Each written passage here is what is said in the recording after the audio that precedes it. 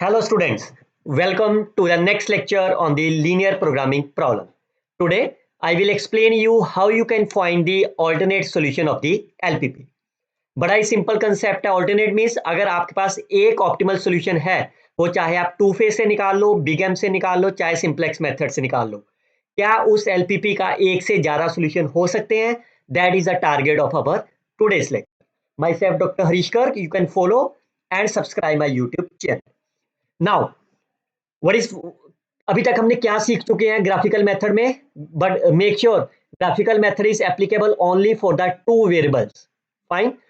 और उस graphical method में हमने exceptional cases like unbounded solution, infeasible solutions, all we have discuss for the graphical methods. But हमने last previous lectures में you can see the unbounded solutions of the simplex method, infeasible solutions by using the simplex method, big M, वो भी हम already देख चुके हैं. अब question ये है कि ऑल्टरनेट सॉल्यूशन कैसे एग्जिस्ट करेगा. So look at that. अगर आप इस प्रॉब्लम को maximization subjective to the constraints को ग्राफिकल मेथड से सॉल्व करें, fine. The same example I already explained in my graphical methods of the LPP. तो आपका ये ग्राफ बनेगा. This yellow colour is my feasible region. तो आप इसके कोऑर्डिनेट्स लिख दो O A B. So can you find the optimal solutions? You can find the value of the z at the point O, A and B. आपके पास since my problem is the maximization, यहाँ पे दो जगह पे आपका maximum answer आ रहा है. Fine, दोनों आंसर सेम है ना. तो इसका मतलब there exist infinitely many solutions. ये तो हो गया आपके पास ग्राफिकल मेथड से. बट अगर आपको सिंप्लेक्स मेथड के थ्रू आपको चेक करना हो, simplex method means when the number of the variables are more than 2 और it can be greater than or equal to 2. How you can check about the existence of the alternate solution in the simplex method? बड़ा ही simple है. सबसे पहले क्या करना है आपको, किसी भी एलपीपी को आपको सॉल्व कर लेना है, उसका ऑप्टिमल सॉल्यूशन निकाल लेना है आपको. फाइन. और ये ऑप्टिमल सॉल्यूशन निकालोगे कैसे? इधर you can use the simplex method, big M method और the two phase method, choice आपकी है. And then you can look at the optimal table. Fine. Look at the values of the Z minus C J. Fine. और check करो क्या किसी की value zero है कि नहीं है. Fine. Like you can check for the Z minus C J is a zero for the non basic variable और नॉट. अगर तो है देन ऑल्टरनेट सॉल्यूशन एग्जिस्ट और मे नॉट एग्जिस्ट. जैसे ये आपके पास दो ऑप्टिमल टेबल हैं. फाइन. नॉन बेसिक का मतलब इनके अलावा, जैसे x1 को छोड़ दो और s1 को छोड़ दो, क्योंकि इनकी वैल्यू तो जीरो ही होनी है. क्या इन दोनों के अलावा जेड माइनस सी जे कहीं जीरो लिखा हुआ है? यस, यहां जीरो लिखा हुआ है ना. Similarly look at the second example. s1 और x1 को छोड़ दो, इसके अलावा कहीं जीरो लिखा हुआ है? यस, यहां लिखा हुआ है. अब कब ऑल्टरनेट सॉल्यूशन एग्जिस्ट करेगा, कब नहीं करेगा? अगर तो इस जीरो के अंदर, आप ये कॉलम है ना आपका, अगर इस कॉलम में, और यहां देखो इस कॉलम में अगर आप एंटर करते हो तो क्या आपको रेशियो मिलेगी मिनिमम? नहीं ना मिलेगी. तो इसका मतलब यहाँ पे alternate solution does not exist. क्या इस केस में आपको ऑल्टरनेट सॉल्यूशन में रेशियो मिलेगी आपको? यस. तो इसका मतलब यहाँ ऑल्टरनेट सॉल्यूशन एग्जिस्ट कर जाएगा. फाइन. और सिंपल दो वर्ड में अगर आप समझो कि अगर आपको एंटरिंग वेरिएबल मिल जाए, एंटरिंग वेरिएबल कब मिलेगा? जब आपको नॉन बेसिक की वैल्यू जीरो आएगी और लिविंग वेरिएबल भी मिल जाए, then you can say the solution is alternate solution exist. समझ गए? चलिए अब सेम एग्जांपल को जो हमने ग्राफिकल मेथड से सॉल्व करी थी, इसको चेक करते हैं. Solve the problem by solve the LPP by simplex method and then you can find its optimal alternate solution if exist. Fine. अच्छा बच्चों, एक और बात. अगर आप मेरे जहां पे मैं रह रहा हूं, मेरी यूनिवर्सिटी के आसपास हो और चाहे आप मेरी यूनिवर्सिटी में हो, अगर आपको लगता है कि आपको कोई भी मैथमेटिक्स से रिलेटेड डाउट है, चाहे वो ऑप्टिमाइजेशन है, चाहे वो कोई अदर सब्जेक्ट है, you are most welcome to come at my cabin at any time. Fine. You feel free to come to me and ask your queries. चलिए अब सबसे पहले आपका टारगेट क्या है? इसका ऑप्टिमल सॉल्यूशन निकालना. और वो ऑप्टिमल सॉल्यूशन कैसे निकालोगे? इधर you can use as a big M method, two phase method और द सिंप्लेक्स मेथड, जो भी मेथड इसके ऊपर एप्लीकेबल है. Now since all the constraints are less than sign, so you can solve this LPP by using the simplex method. तो क्या rule था? सबसे पहले स्टैंडर्ड फॉर्म में कन्वर्ट करेंगे. फाइन. और how many variables you have? We have the 4 variables x1, x2, s1, s2. तो you can write the simplex table. Substitute the values. First row में कितनी वैल्यू है 3, x2 is my 2, s1 is 0, s1 is 1, s2 is 0, right hand side is 12. Look at the second one, 2, 1, 0, 1 and 6. और इसमें से कौन आपको identity matrix बना रहा है s1 एंड s2. तो यहाँ पे वैल्यू s1 s2 की आ गई. What is objective function value 4, x2 is 2, s1 नहीं है आपका, ये भी नहीं है. तो can you find the zj minus cj. It's very easy. s1 value आपकी 0 है, s2 इज माई 0. तो मल्टीप्लाई करिए and subtract them. 0 into 2, 0 into 1, minus of 2. 0 into 0, 0 minus 0. Fine, clear. अब आप देखो कौन सबसे पहले ऑप्टिमल सोल्यूशन निकालना है. तो आपका टारगेट है तब तक करते रहिए जब तक zj minus cj greater than 0 नहीं आ जाता. You can enter this variable. Fine, is most negative. Ratio निकालो 4, रेशियो निकालो 3. फाइन बच्चों, अगर आपको ये एंटरिंग और लीविंग वेरिएबल नहीं समझ में आ रहा, इसका मतलब आपने ये previous lecture simplex methods, two phase method और बिग एम मेथड नहीं देखा आपने. तो पहले एक बार देख लीजिए so that you can get the answer in a reasonable time. Minimum ratio क्या है S2. इसका मतलब S2 को डिलीट करके उसी जगह पे x1 को एंटर कर दो. फाइन, अब इसकी वैल्यू लगा दो. S1 पहला column of the identity matrix, second column x1. Fine, और इन दोनों की वैल्यू तो आपके पास 0 ही आएगी. उसके बाद क्या करते थे, इस S2 को 2 से डिवाइड कर दो. सो 1. Fine, 1/2 and 3. और ये बाकी वैल्यू कैसे निकालोगे, यू कैन इधर use as a elementary row operations और चाहे तो बॉक्स एलिमेंट से निकाल लो. तो 4 minus 3, 1/2. 2 minus 0, 1. 2 minus 3/2. 24 minus 18. 24 minus 18 divided by 2. 6/2 is 3. Minus 4 plus 4, 0. 0 plus 4 divided by 2. 2 plus 24 is 12. Clear. Now you can see that सारी की सारी वैल्यूज आपकी पॉजिटिव आ गई. फाइन, इसका मतलब ये सोल्यूशन क्या हो गया आपका ऑप्टिमल सोल्यूशन. अगर ऑप्टिमल है तो x1 की वैल्यू कितनी आ गई और x2 कितना आ गया.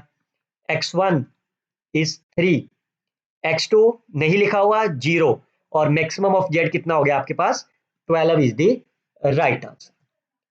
अब क्वेश्चन ये है क्या इसके बीच में ऑल्टरनेट सोल्यूशन एग्जिस्ट करता है कि नहीं. मेक श्योर स्टूडेंट्स, जब तक आपको ऑल्टरनेट सोल्यूशन नहीं, सॉरी, जब तक आपको ऑप्टिमल सोल्यूशन नहीं मिलेगा ऑल्टरनेट की बात नहीं होगी कभी भी. फाइन, अगर ये किसी केस में इनफिजिबल सोल्यूशन आ जाता तो ऑल्टरनेट नहीं होना था.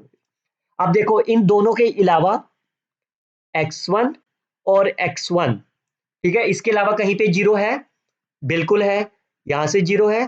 तो क्या आपको यहाँ पे मिनिमम रेशियो मिल जाएगी, बिल्कुल मिल जाएगी. Yes, alternate solution exist. Fine, because we can see that zj minus cj is 0 for the non-basic variable x2. तो यहाँ से आपको एंटरिंग कर लिया आपने और यहाँ से मिनिमम रेशियो भी मिल जाएगी. तो रेशियो निकालो, मिनिमम कितनी होगी, दोनों सेम है. फाइन, तो चॉइस आपकी, अगर दोनों सेम है तो किसी भी को एक लीविंग कर दो. तो हमारा टारगेट x1 x2 को है, तो मैं s1 को लीव कर दे रहा हूँ.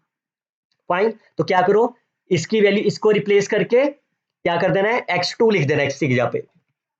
फाइन, अब देखो इसकी कैलकुलेशन कैसे करनी है. बिल्कुल 5 सेकंड लगेंगे इसको लिखने में. 10. फाइन, ये वैल्यू तो zj माइनस cj सेम रहेगा ऑल्टरनेट केस में, 0 0 0 2 12. फाइन, और इसमें क्या करेंगे, इस लाइन को हाफ से डिवाइड कर देंगे. 0 1 2 -3 6. बस आपको ये 3 नंबर निकालने हैं. तो इसके 0 नीचे कैसे बनाओगे, दोनों को माइनस कर दे. -1 2 0. फाइन, हमेशा याद रखिए zj माइनस cj सेम रहेगी वैल्यू आपकी. अब बस हर बार एक स्टेप के बाद ही आंसर आएगा. तो नाउ इट्स ऑप्टिमल. इसका मतलब x1 की वैल्यू कितनी होगी, यहां से 0, और x2 कितना हो गया 6, और आप देखो z की वैल्यू फिर से सेम रहेगी. तो सेकंड सॉल्यूशन इज माई 0, 6, 12. अब आपके पास दो सॉल्यूशन मिल गए. फाइन, और क्योंकि ये एलपीपी है, every LPP is my convex, क्योंकि उसके कांस्टेंट कैसे होते हैं, हाइपरप्लेन और दी हाइपरप्लेन, हाफ प्लेन और हाइपरप्लेन. तो पहला सॉल्यूशन क्या हो गया x1, x2, और यहाँ पे क्या हो गया x1, तो 3, 0 and 0, 6. Now since the problem is my convex, तो इन्फाइनाइट मैनी सोल्यूशन को आप कैसे लिख सकते हो? Bye using the convex linear combination, lambda times x1 lambda times x2, so lambda times x1 1 minus lambda times x2, तो कितना आएगा? x कोऑर्डिनेट को मल्टीप्लाई कर दो 3 लैम्डा और y कोऑर्डिनेट को मल्टीप्लाई कर दो 1 minus lambda into 6, where lambda has any value between 0 and 1. For example अगर आप लैम्डा की वैल्यू कोई मर्जी एक चूज कर लो, लेट्स से मैंने हाफ ले लिया, तो कितनी वैल्यू आ गई? 3/2, और यहां पे हाफ फिल करोगे, that is my 3. Fine, so that is my third optimal solution. आप और निकालना चाहते हो, you can substitute lambda is 1/4, you can substitute any value between the 0 and 1, you can substitute 0.15 and so on, and then you can get the alternate solution. Look at another one. Now you can see it has more than one variables. Fine, check whether, so पहला target आपका क्या है? Optimal solution को निकालना. But अगर आप ध्यान से देखो, इस प्रॉब्लम में x1 क्या है आपका? x1 इज माई अनरिस्ट्रिक्टेड, तो अगर x1 अनरिस्ट्रिक्टेड है तो उसको आप कैसे लिखोगे? पहले x1 prime minus x1 double prime. Fine, where x1 prime x1 double prime is my greater than equal to 0. अब इस x1 की वैल्यू इस गिवन एलपीपी में फिल कर दो, कहीं पे भी x1 लिखा हुआ है. फाइन, तो आपकी गिवन रिक्वायर्ड एलपीपी ये बन गई. अब आप इसको स्टैंडर्ड फॉर्म में कन्वर्ट कर दो. कैसे करोगे? आर्टिफिशियल वेरिएबल लगाओगे ना, a1 इसमें a2, तो मैं बिग एम मेथड से सॉल्व कर दे रहा हूं. फाइन, अब आप कहोगे सर यहाँ पे a1 क्यों नहीं लगाया आपने? वो इसलिए नहीं लगाया क्योंकि अगर आप इसका ये टेबल बनाओगे तो यहाँ ऑलरेडी आपको आइडेंटिटी मैट्रिक्स मिल रही है. Fine, otherwise there is no issue, आप यहाँ पे a1 भी लगा सकते हो, उसका वैल्यू भी 1 0 आ जाएगी. ठीक है, तो चॉइस आपकी है. और ये सेम एग्जांपल मैंने किस लेक्चर में सॉल्व करी है आपके लिए? बिग एम मेथड में. फाइन, तो मैं इसका सॉल्यूशन अभी आपको यहां नहीं दिखा रहा, you must watch about my big M lecture. Fine, इसका कंप्लीट सॉल्यूशन जब आप निकालोगे, फाइन, ये आपके पास फाइनल सॉल्यूशन आ जाएगा, optimal solution. You can see Z minus C J आपका पॉजिटिव है. फाइन, तो देयरफॉर ये सॉल्यूशन आपका ऑप्टिमल हो गया. ऑप्टिमल सॉल्यूशन में x1 प्राइम की वैल्यू कितनी आई? 8/3, और x3 की वैल्यू कितनी आ गई? 14 डिवाइडेड बाय 3, और z कितना हो गया आपका? 47/3.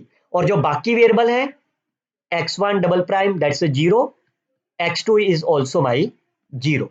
बट आपका टारगेट तो x1 निकालना होता है ना, तो x1 आपने क्या अज्यूम करा था? x1 prime minus x1 double prime, तो यहां पे वैल्यू फिल कर दो. फाइन, तो x1 की वैल्यू आ गई 8/3. फाइन, x1 विल बी 0, तो आपका z ये हो गया. अब क्या इसमें ऑप्टिमल सॉल्यूशन एग्जिस्ट करता है? x3 को छोड़ दो और x1 प्राइम को छोड़ दो, क्या आपको कोई और 0 मिला? यस, 0 मिल गया. अगर आप यहां से एंटर करते हो तो क्या आपको कोई रेशियो मिलेगी मिनिमम? नो, बिकॉज 0 पे आप निकालते नहीं हो, नेगेटिव पे निकालते नहीं हो, इसका मतलब इसका ऑल्टरनेट सॉल्यूशन एग्जिस्ट नहीं करेगा. फाइन, तो इसका मतलब इसका एक यूनिक सॉल्यूशन ही होगा, और वो यूनिक सॉल्यूशन क्या है इसका? That is my x1 is 8/3, x2 is my 0, x3 is 14/3, and the z is 47 divided by 3. Clear? तो मैंने आपको दोनों एग्जांपल दिखाई. आपका पहला पर्पस है ऑप्टिमल सॉल्यूशन को लेके आना, चाहे बिग एम से करिए, तो इसलिए मैं कह रहा हूं ये playlist optimization techniques in Hindi को फॉलो करिए. फाइन, आपको पूरा लेक्चर डिटेल्स में मिल जाएगा. Clear? So these 3 questions as an exercise for you. You can check that whether they exist and alternate solutions or not. Agar yes, then you can find it. Fine. So we will see the next lecture on the degenerate solution very soon. Till then, you can share this video with your friends, like and comment on the videos. Best of luck, students. Happy learning.